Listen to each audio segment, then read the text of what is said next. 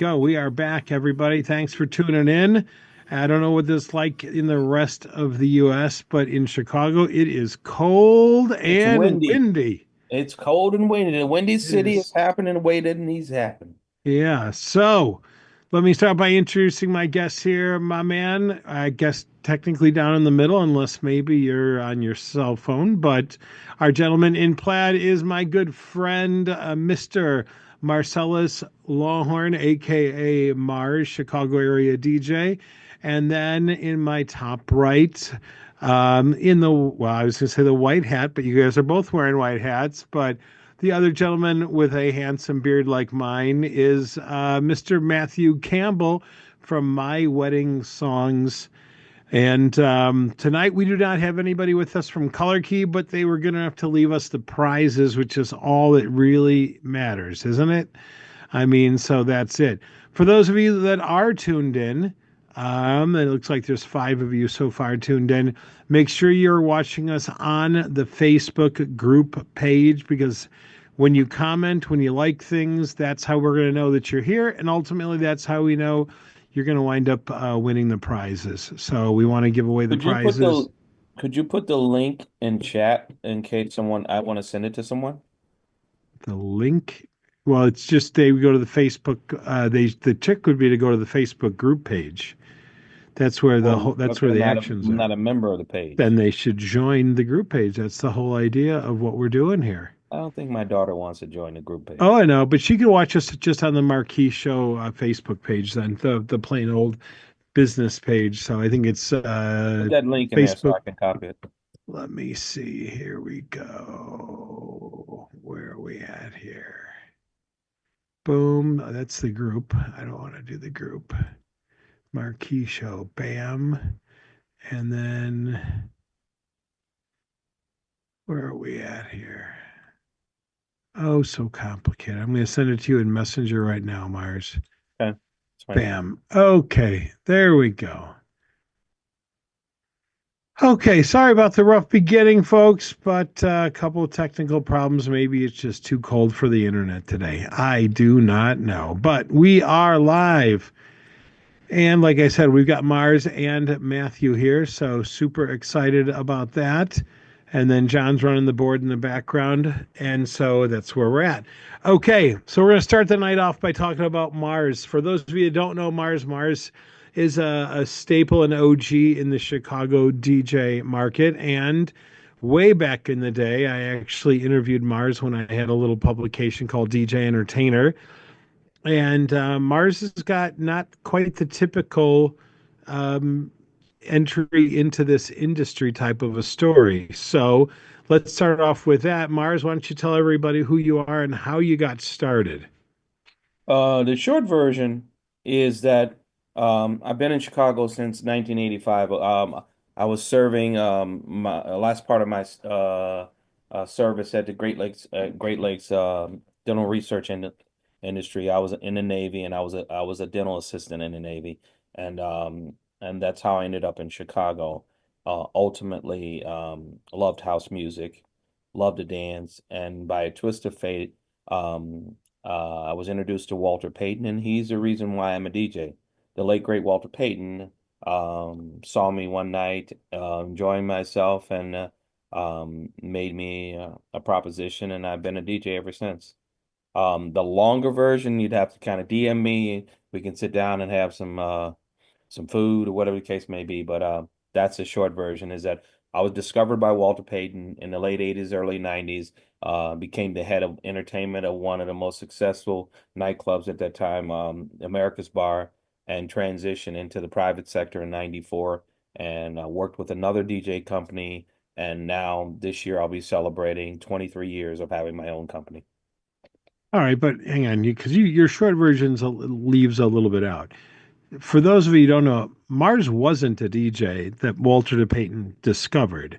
He was a guy dancing, tearing up the dance floor. And if memory serves, when Walter Payton asked you to come over and you guys started chatting, he said, I don't know what I need you for. I just know that I need you. And with that, I remember interviewing you. you explained that you weren't a DJ, and then he offered to have the DJs that worked for him train you. Is that not correct? Am I Yeah, it is. As a matter of fact, I was actually studying for my Series 7s because I had my Series 6. I was going to become a trader at Chicago Board of Trade. So in that sense, but I was a house dancer and I would dance 6 nights a week.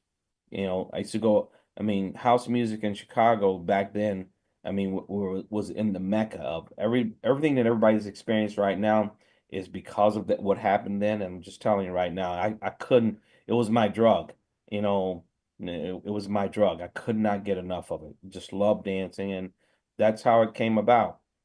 When that happened, I made the decision that he said he was going to pay me $10 an hour, and all I had to do was be the happy hour DJ and then be the floor starter. That was my job. It was 1989. I'm like, that's my job. So I'm like, mutual funds, girls, dancing, mutual funds. I mean, it was an easy transition. And here's the thing. I learned on a Uri board and my schedule was every day. I would wake up and I get to the club at 12 o'clock. Get to the club at 12 o'clock. And from 12 o'clock to 5 o'clock, I was practice every day. I would go to dinner at 5:30 and I would come back and we would do happy hour from 7 to 9. And then I was the floor starter from 9 to 1 or 2 in the morning. That was my schedule. I would practice techniques and a Uri board. And that's how I learned, you know. So it was it was great. It was absolutely, absolutely great. I wouldn't trade it for anything because I mean, I would never think that you could do something you love so much and then find something else you love equally and and they both work in tandem with one another. right? And how old were you at the time? I don't know, but I was young. I'm old now, but I was young then. I was in my mid 20s. Yes. Okay, As a matter of fact, I came to Chicago in 1985, and everyone in Chicago knows what happened in 1985. Last time the Bears were actually won the Super Bowl. So, right. it was a big deal and everything like that. So it was in 1985, and I think I was 22, 23, and I was in my 20s when all this happened. And for those of you that don't know, we're still celebrating the '85 Super Bowl here. It is still, it's like it happened last January. Okay. As great as it was for the Cubs won and the Blackhawks have won and the Bulls have won, I honestly think for whatever reason there's a cult like following about the '85 Super Bowl. I don't know if it's because we had our own music video that actually broke the top 40 or what it was, but yeah, Chicago is obsessed with that specific athletic achievement like nothing I've ever seen before. So, all right. So, DJing, what made you move into the private sector then? Actually, I used to working with another company, and I was approached by the owner of that company. He said, "Actually, I don't know what you do during the daytime, but I'm a motivational speaker for kids. I speak on being drug free, and all this stuff, which was very easy for me because a little known secret is that I've never tried any drugs in my life." In that sense. So it was an easy sell, and I started doing motivational speaking for kids, but that company was a DJ company. And then, I thought natural transition was I started doing DJ stuff with that company, which was primarily foundationally into bar and bat mitzvahs. So I went from entertaining in a club with adults to doing some taking everything that I learned in the clubs and then doing mitzvahs and just completely just steamrolling, you know, uh, through it and made a name for myself. How would you like this? Is that you bring someone into your business and they double your business in 1 year, double 1 year. And that's what I did for this company. And I worked there for 10 years. And then it was a tragic ending, like most other companies, is that business owners should understand is that, what, if you have a talented person, just like in sports, you got to pay the superstars, got to pay the superstars. And unfortunately, charisma wasn't my idea. It was my late partner's idea. His name was Lance, who was equally as talented as I am and much, much nicer in that sense. At the time, he made half of what I was making, but two guys accounted for 125 bar and bat mitzvahs, two guys, $1.2 million worth of business. And he made less than $50,000 a year. So he said to me, he had a daughter. He said, I need to do something else. I can't do this. I got to provide for the future. And he said, I want to go out on my own. And in 2004, I was going to get out of the industry because I wanted to go back to school, oddly enough, to become a child psychologist. Think about that, Keith, in that sense. A child psychologist, if you know a little bit more about my life, in that sense, I was going to get out of business. But Lance said to me, I need to do this. I need you to be the other side of this because you're much better at dealing with the politics and dealing with the administrative stuff as dealing with the clients and everything like that, which is one of my strong suits in that sense. And so it happened. And the day that we parted from that place, unfortunately, Lance never got an opportunity to see what happened because he had a massive stroke. It's called a pond stroke. It's a little area in the lower part of your brain, massive stroke. And I heard his last words in my arms, and he was gone. He we went to the hospital, and we were sitting there. This is right after we had told him the guy we were leaving, the company we were leaving. Right after we told him.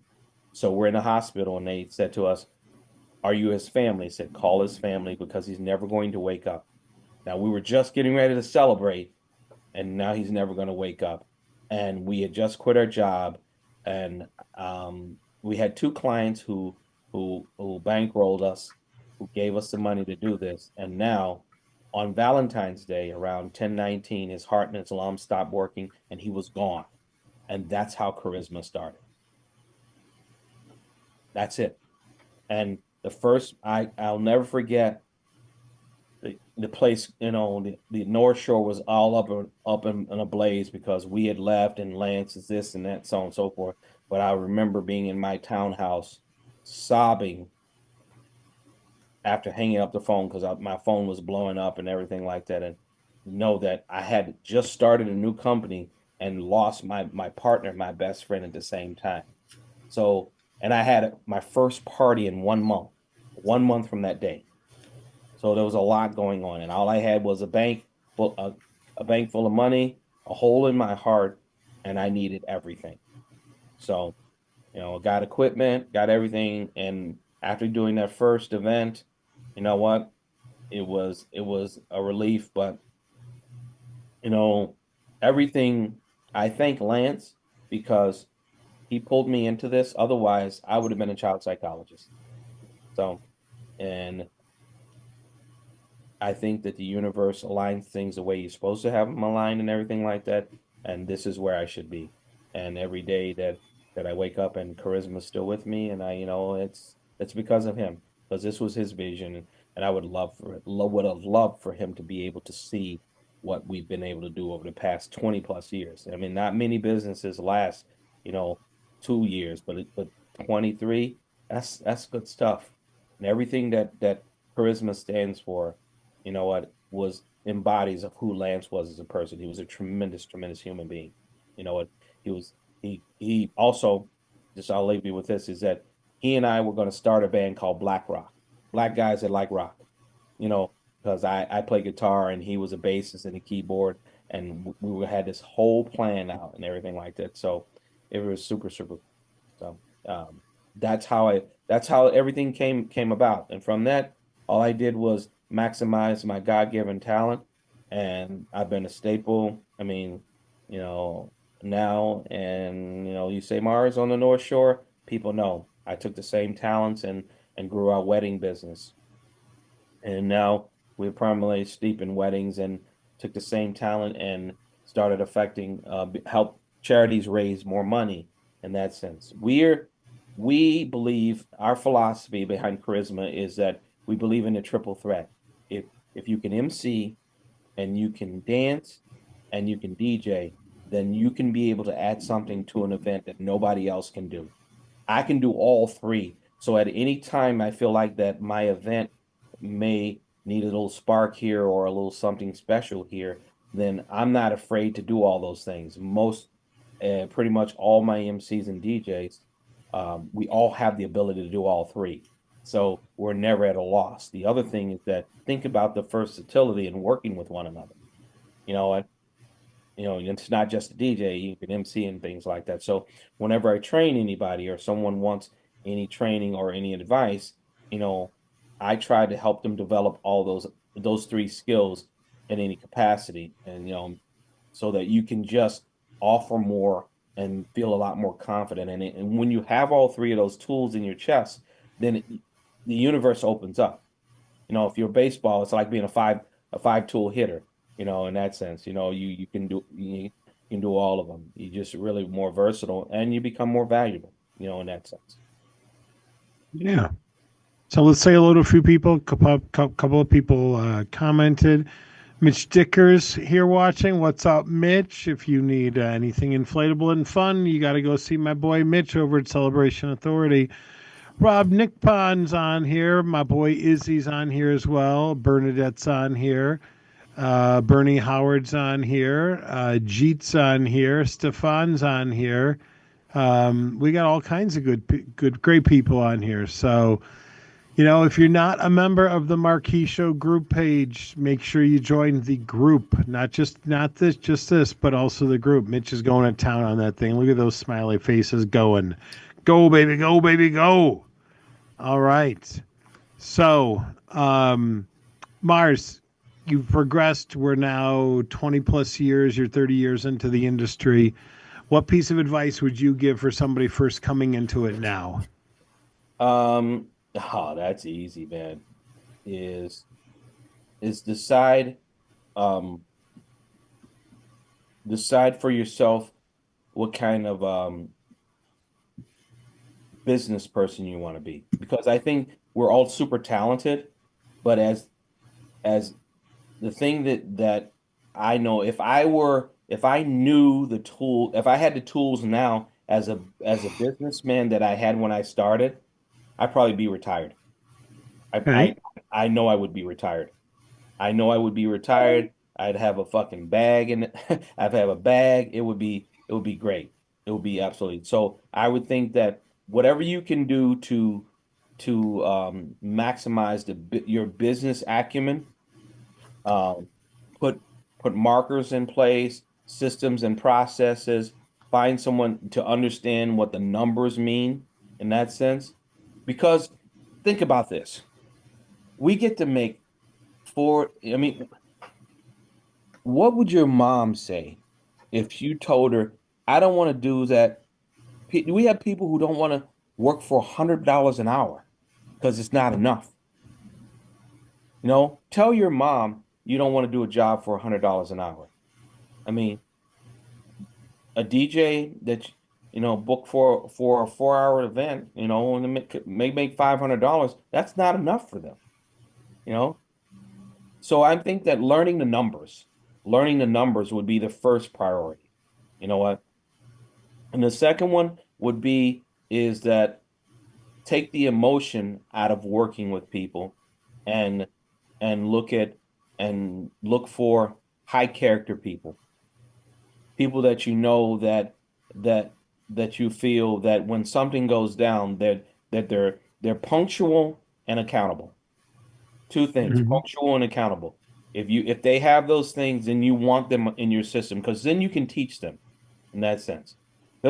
We all have run into talented people who are just amazing, and everyone's complaining about, God, this guy doesn't show up, this doesn't do this, do that. And we get intoxicated with having the success of having this rock star. But but that rock star can also become poison to your team when they have a different set of rules than the rest of the team. And there's a balance there. Superstars are superstars, and they should be paid as superstars. But when they affect the ecosystem in a way that it permeates everybody else, then they're cancer. And when you have cancer, you have to get rid of it. As simple as that. Got it. All right. So let's shift gears a little bit. And you said that you started doing weddings a couple of years, well, more than a couple of years ago, but you shifted quite a few years ago. Yeah. And that's our segue to our next guest. And feel free to chime in, even though Matt didn't chime in at all during that. Yeah, what But happened, man? I was expecting to hear something from you, brother. I'm listening to your inspirational story. so Matt, everyone, is the owner of myweddingsongs.com, which is Mhm. for lack of a better word, an inspirational website for wedding couples planning their wedding to get different ideas musically to help create the soundtrack for the most important day of their life. Which, by the way, I didn't get engaged about a month and a half ago. Congratulations. Yes, I did. So super awesome. He's got the cookie to prove it. Yep. So, all right. So, Matt, tell everybody about your background and your company and how it kind of fits into the DJ industry as well. So going back a few decades, not as far back as 85, but in the 90s, I owned a DJ company in Montana. You know, it's funny. I remember traveling from my hometown to Foxville, Montana, take 14 hours, and we're still in the same state. Primarily did school dances and weddings in the 90s. And then, little fun fact, in 98, met my future wife in a Yahoo chat room. And then either she was going to move to Montana or I was going to move here. 98, met my future wife in a Yahoo chat. Not sure what happened there. Yeah, that was weird. It was like it replayed you or something. Yeah. Um, so in my last DJ show was the end of the world, if we all remember, going from 99 to 2000 when the computers were going to crash and the world was going to end. That was my last show, and then moved to Vegas and still had a love for music and for weddings and wanted to share that. So started a wedding planning website for couples where they could even build their own uh, page to promote, just like the Knot and Wedding Wire do, where they can create their own page. So I did that as well. And then realized that most of my traffic was going to the song list. So in 2017, we rebranded to My Wedding Songs and started to offer and promote song lists to help couples plan their wedding songs. And then DJs hopped on board too, just to try to get trying to get educated on music, and you know, especially DJs that are starting out. What were the songs in the 50s and the 60s that were popular?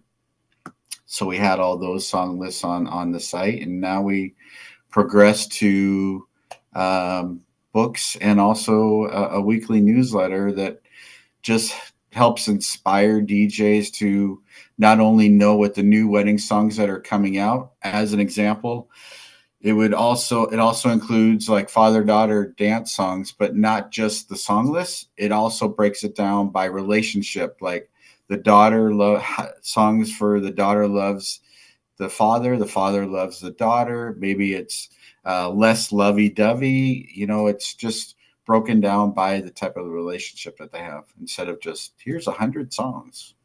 How do Okay, you it's interesting. How do you decide what makes the list specifically? Let's say a father-daughter. Do you guys hit every genre? Like, is there a country genre and a soul genre? Is there a Latin genre? All these genres, and then how do you decide what song's going to make it on the list? Where do you go to look for that juice that's saying this song is a new father-daughter song or a new wedding song? So I'm looking at for me, the trending songs. I'm looking at iTunes. I'm looking at the Spotify playlist, and then you know, after a certain amount of time, you know, listening to the songs, listening to the lyrics, which ones are those, which ones of those, like the new Cody Johnson song, you know, it'll come out and you're like, oh my God, this talks about a father and a daughter. My thing is it's not just going to be my girl. It's not just going to be daddy's little girl, whatever that looks like. I want to promote the unique songs as well. But to answer your question, the father daughter, I don't break those up by genres just because I want it to be by relationship instead. Whereas some of the other lists, like the 60s and the 70s, are broken down by the genres. All A, right. a quick question is that did did that Post Malone song "Hers" make it to a wedding song on your list? Not it, yours, yes, Or yes, because the minute I heard that, the first time I'm like, that's going to be a song. yep, yep, There are moments when you hear something and go automatically, I know that's going to that you know. exactly, yep, You know, exactly. I think Perfect Fan by Backstreet Boys was one of those totally Great underappreciated mother son song. mother son songs. Yeah. I don't know if it's just that happened when they kind of peaked and people were kind of anti Backstreet Boys as a society or whatever, but the lyrics in that song I just think are fantastic. Absolutely fantastic. Totally boggles my mind. And I think that that's part of the goal of myself is to find songs based on those lyrics. You know, how many songs that, I mean, as DJs, we all know like Run Around Sue and certain songs. Yeah, they're not really great wedding songs. Trying to keep those off the playlist. So, Gotcha. do you find it harder as the music has been so much geared toward not having slow music? Do you find it harder trying to find those songs today in the current climate in that sense, especially in pop music? Actually, I don't, because they're still out there. Actually, it depends on the genre. I would say in the hip hop genre, it's really hard to find those love songs that you can say this is a great wedding song. Yeah, an R&B Um, soul hit. Yeah. but R&B and soul is easy, country's easy, pop's easy. I think it just depends on the genre. Okay. Well, it's interesting. I don't know if you saw Nick Spinelli just put out a video saying our slow songs thing of the past at weddings. I A very personally don't think interesting. It was so. a very interesting perspective in that sense. You know what?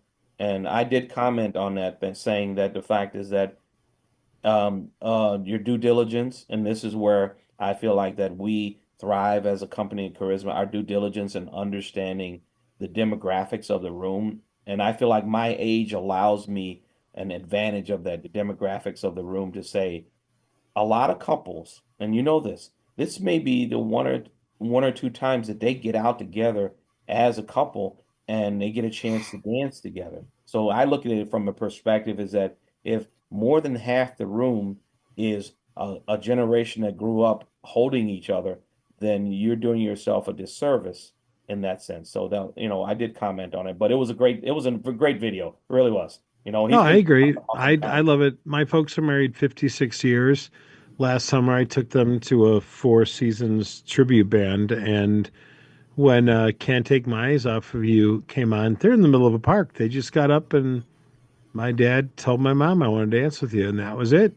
It didn't matter that 99% of the room of the crowd was just sitting in their lawn chairs. That was it. So different vibe. So And I just want to interject too. If you're going to play a slow song, I would challenge DJs to not go to the go-tos of Unchained Melody or Perfect, whatever those songs are. you There's know, so and many. I'll arm wrestle you the other way. And the Okay. reason I say that is I think you're thinking like a DJ where you play it every single weekend. But, some of these people, especially as we get older, we go to a wedding a year, a wedding every 2 years. I know it's different when you're in your 20s and all of your friends are getting married. And that's why I think sometimes people overthink it.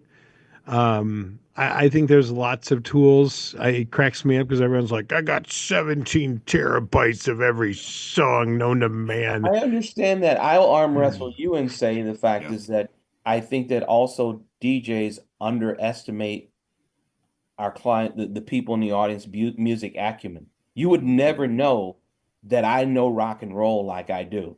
So Mhm. if you walked into a room and you said, what song would you pay for him? No one would say, play AC/DC Back in Black.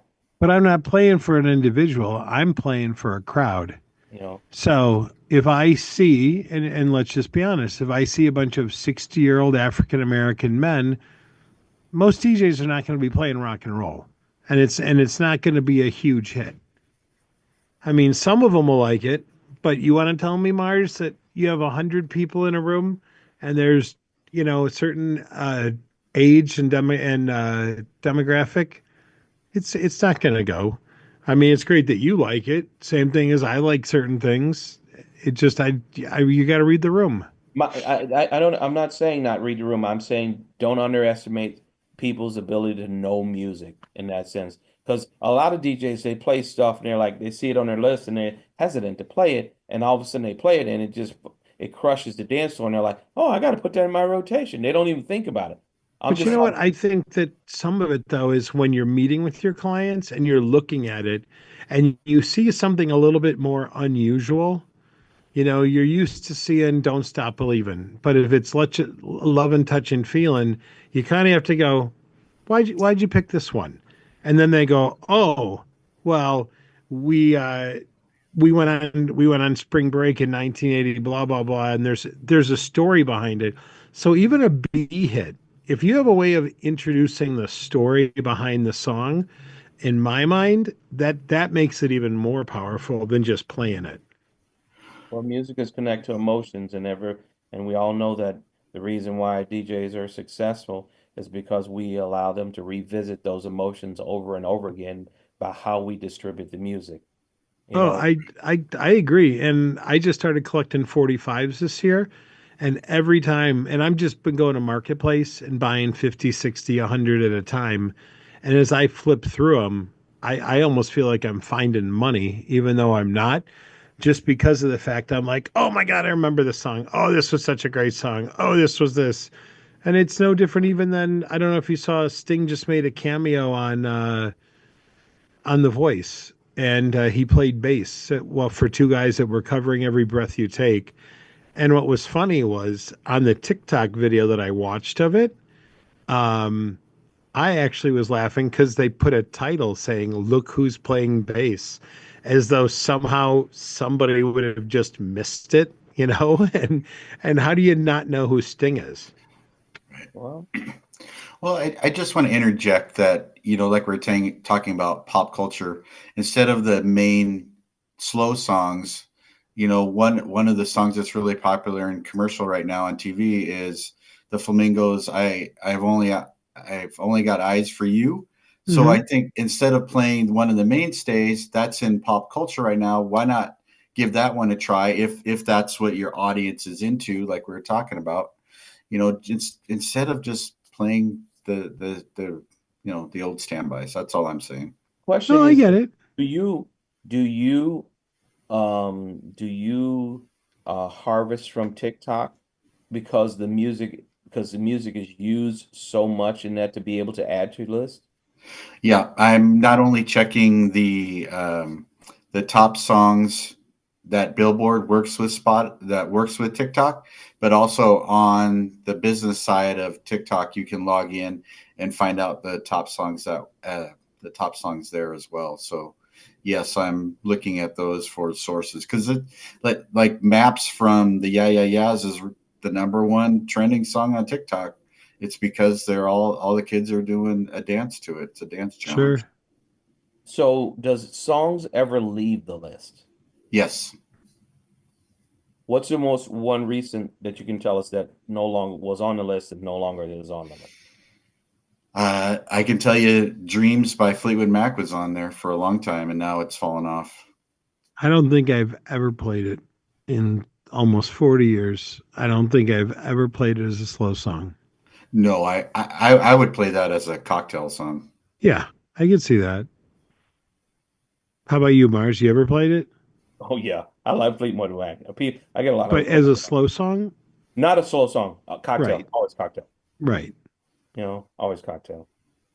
I'm an Well, everywhere kind of person. I like Hmm. that I started playing that, a while back, and I just like that it reminds me of just a bright sunny day, you know. gotcha.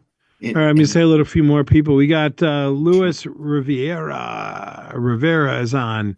Rob Nipkin, Matt Dodge. How you doing, Matt? Wow. Nice to see you. For those of you that don't know Matt, Matt was our 2023 Mix Master of the Year award winner, and he put up a huge fight. It was so good between him and Don Carlo this past year at the Marquee Show. John Caldas is here, telling you that you're a poet, Marz. You are a poet. Thank you, John K. I've known that man So for a long time. Great DJ. Great. absolutely, yep. So if you are Greek and you're getting married or having a party, it's either him Bakos? or yeah, or Jimmy Vakos, and half the time they No. work together. If Bakos thinks he's better than John, he'll tell you that all the time. Woo! There's a John's fighting words. got skills. I, Damn, damn, damn, damn. I hope it gets back to him. He's probably gonna give me give me crap about that. Jim, I Gotcha. love Jimmy. They actually to give you guys a low. I actually do microphone workshops and stuff like that for people who want to kind of shore up their emceeing skills and stuff like that. And they've done work with us, and it's been tremendous results. And those guys are awesome. So Gotcha. And Robert Nickpon is also my boy, putting in his two. Simeon's on here, coming all the way from Michigan. Who else just joined on? Hugo, how do you say it? Hugo Zamuta? I'm not. I have not had the pleasure of meeting you. I don't believe, but thanks for tuning in, brother. I hope you'll come out to the Marquee Show this coming June. So, for those of you who don't know, it's one of the reasons we do this podcast is that it's not just 3 days of education, but I'm trying to provide 52 weeks of education per year, which is one of the reasons that I ask everyone to join the Marquee Show group page because it is a great community group page where you can change. It's a very uplifting, very drama-free group where you can ask questions and you can ask questions, address concerns, ask for sources, contribute, chill, and just have an overall thing without any of the chaos or the drama of any of the other Facebook group pages because we just don't allow it. So it's a great place to come and hang, and that's where one of the reasons that we do it. So we've got education 52 weeks out of the year. So, and Simeon, I can't wait to see you at Marquee 2025 too. And I agree, Rob, it's going to be fire.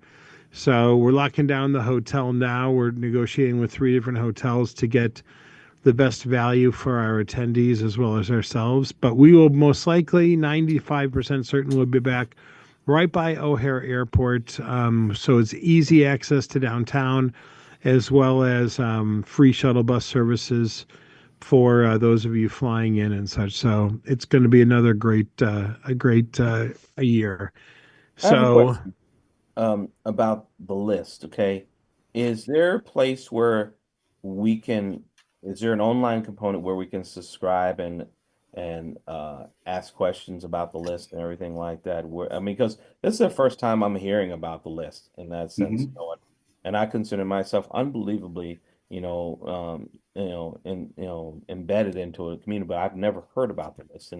And for anyone, including myself, I'm pretty sure I can find something in there that's going to help me just, enhance, enhance what I'm doing in that sense. So I'd love to hear about the list, how you can get it online, whatever the case may be.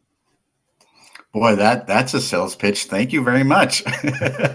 I just want to throw out there too, because we were talking about everywhere. I have to give everybody a little tidbit that Niall Horn and Anne Marie redid that song, and it's if you're into pop music, it's phenomenal. The Niall Horn cover of Everywhere. Oh, really? Okay. Yeah, love it, love it. So if you're interested in what I offer, you can just Google wedding music letter, and that'll take you to the weekly newsletter to sign up. We have a paid and an unpaid version, just to be full disclosure.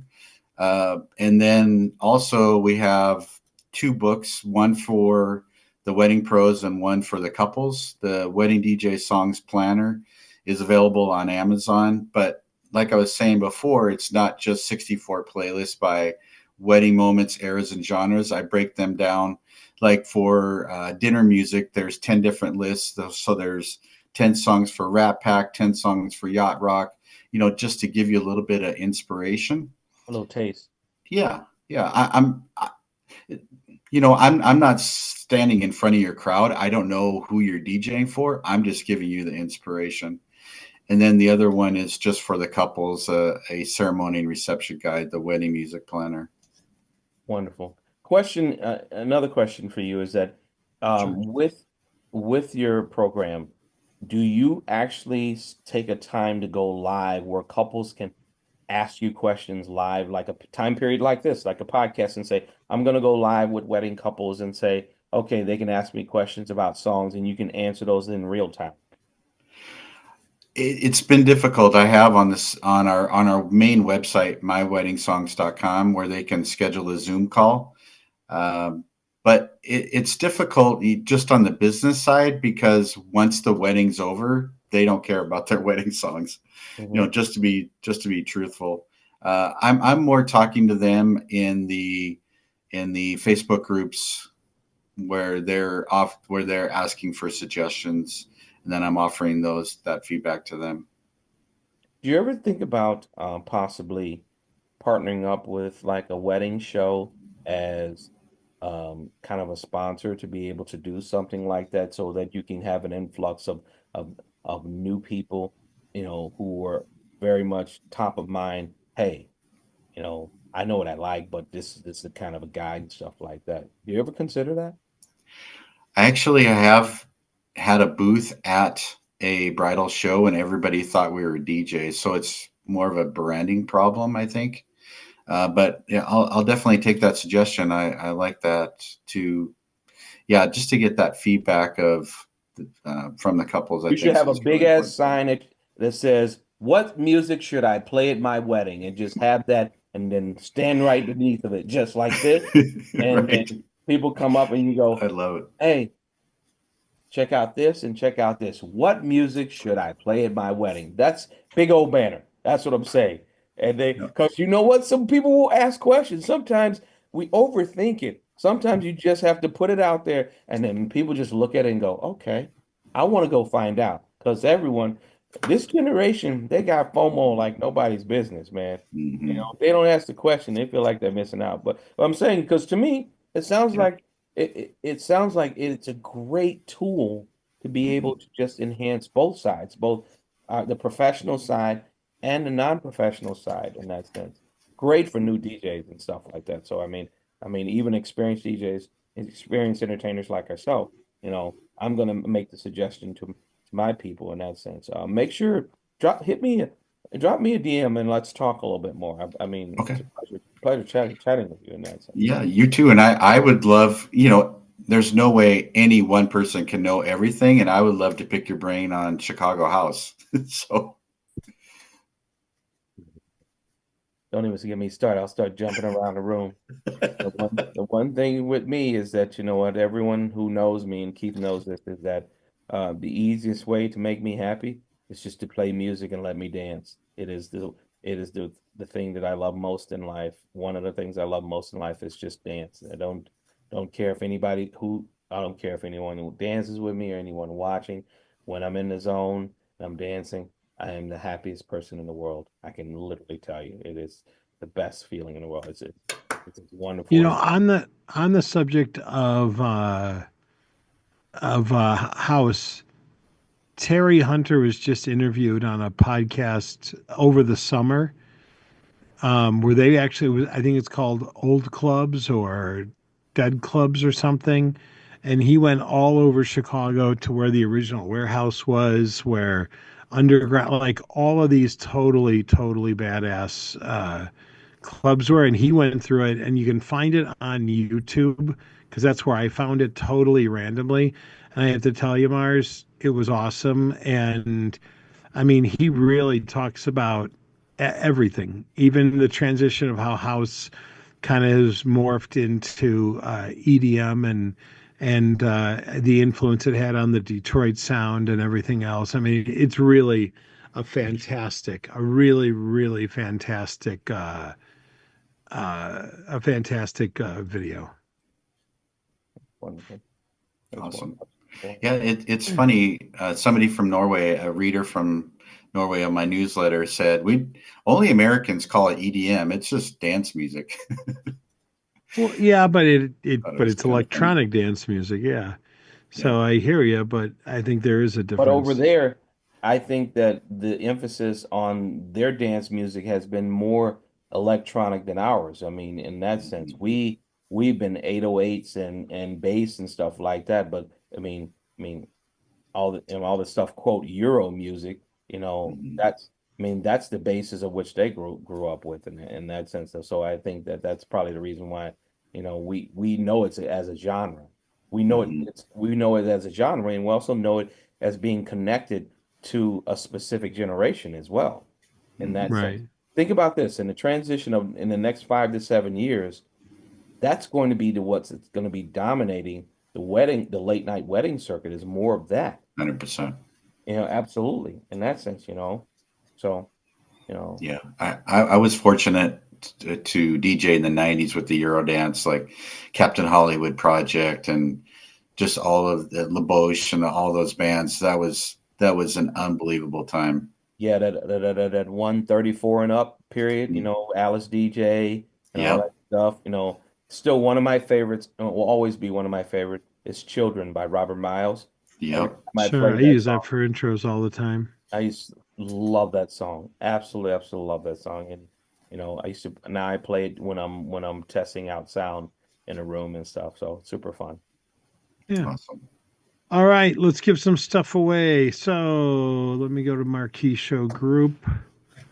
I guess because we don't have the people in the group, we're going to just go with who's online. We'll go back to the Marquee Show page and let me make sure. So, where are we at here? Let me move my phone. And so, this is where you definitely want to be online. Let me find what I want to make sure that we specifically state what we are giving away because our good friends over at Mixware have been great. So, our first is going to be a Color Key Party FX gig bar. So it's a Color Key Party Bar FX is what it's being called.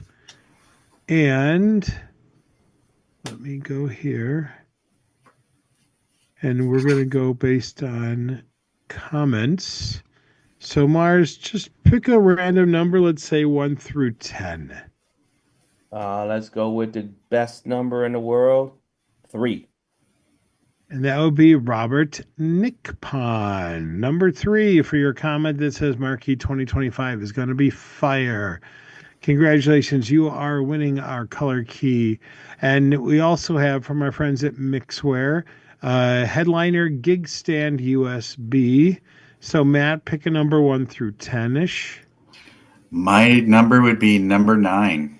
Number 9, 1, 2, 3, 4, 5, That 6, would be my 7, second 8. number, Matt, by the way. Simeon, congratulations. You are going to win a headliner Giga Stand USB. I wish I had somebody on from Color, not from Color Key, but from Headliner to know exactly what that is. So I don't know if it's a stand like for your laptop, but it says USB. So I'm not 100% certain, but we'll get that clarified as well.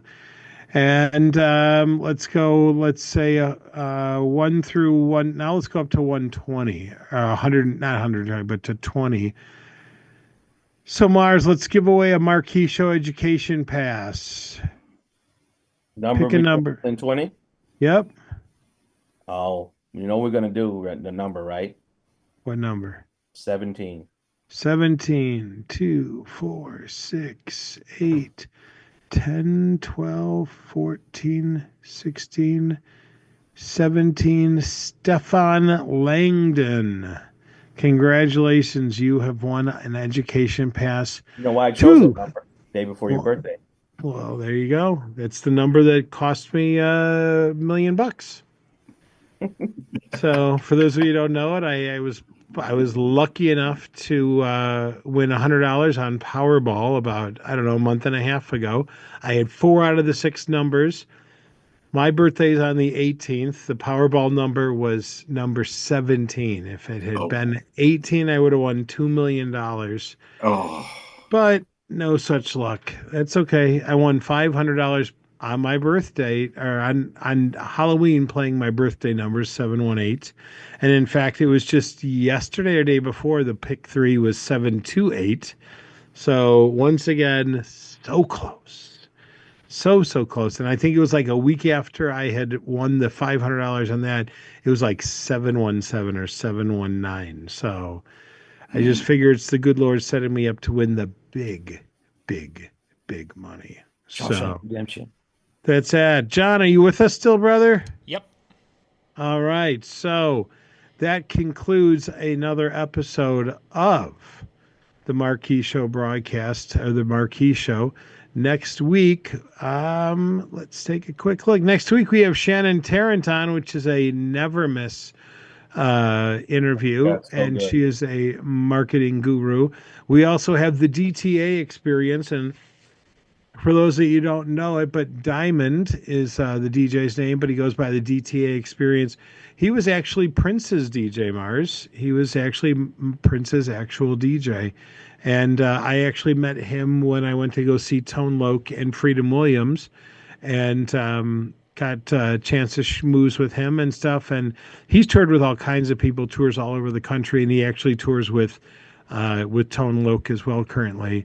An unbelievably great guy based originally out of Minneapolis, I believe, and then he lives in New York now. And then we have Cedar from Color Key coming on board, talking about some of the new exciting lights that they have.